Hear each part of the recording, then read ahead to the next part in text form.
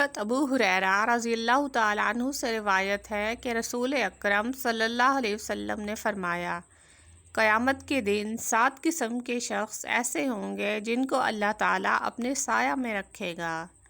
کہ اس دن اس کے سوا کسی کا سایہ نہ ہوگا۔ عدل کرنے والا حاکم، وہ جوان آدمی کہ اپنی جوانی اللہ تعالیٰ کی عبادت میں خرچ کرے،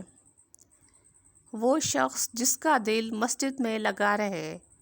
یعنی جب وہ مسجد سے نکلے تو پھر دوبارہ مسجد میں داخل ہونے کا انتظار کرے، وہ 2 اشخاص جنہوں نے محض اللہ تعالیٰ کے لیے آپس میں محبت اور دوستی کی، اسی جذبے کے ساتھ وہ اکٹھا ہوئے اور یہی جذبہ لیے ہوئے جدا ہوئے، وہ آدمی جو تنہائی میں اللہ تعالیٰ کو یاد کرتا ہے تو اس کی آنکھیں اللہ تعالیٰ کے خوف سے بہہ پڑتی ہیں، وہ آدمی کہ جس کو ایک حسین و جمیل عورت اپنی طرف بدکاری کی دعوت دیتی ہے تو وہ محض اللہ تعالیٰ کے خوف کی بنا پر اس کی دعوت کو رد کر دیتا ہے، وہ آدمی جو اللہ تعالیٰ کے لیے پوشیدہ طور پر صدقہ کرتا ہے،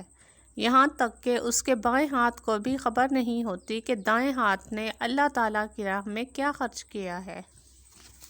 بسم اللہ الرحمن الرحیم۔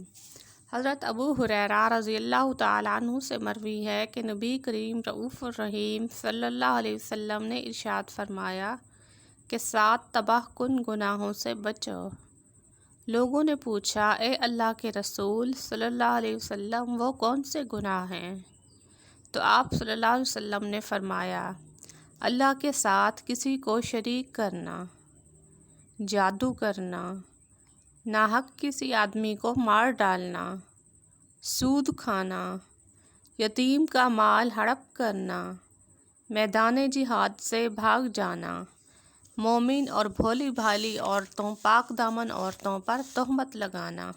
رسول اللہ صلی اللہ علیہ وسلم نے ارشاد فرمایا کہ آدمی کی خوش نصیبی یہ ہے کہ جو کچھ اللہ تعالیٰ اس کے لیے فیصلہ کرے